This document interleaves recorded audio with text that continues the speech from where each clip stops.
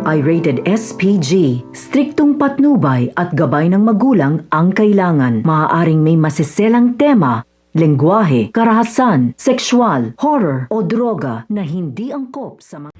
May kinalaman nga kaya itong si Yoli sa pagkasunog nga ng mansyon ng mga Torrecampo dahil matagal na nga siyang naninilbihan sa pamilyang ito at alam na nga niya kung ano ngang mga lihim na tinatago ng pamilya dahil sa isang iglap nasunog nga ang mansyon. Laking gulat nga nito ni Greg at ng pamilya niya. Sa kabilang banda naman nga maaaring si Evelyn nga ang may kinalaman dahil sa matinding galit niya sa ginawa sa kanya nito ni Greg.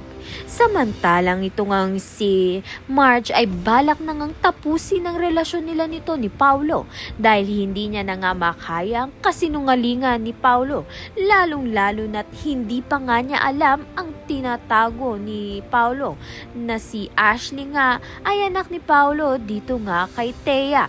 Kaya naman nga yan at iba pa ang dapat nating pakaabangan. Maraming salamat sa iyong panonood.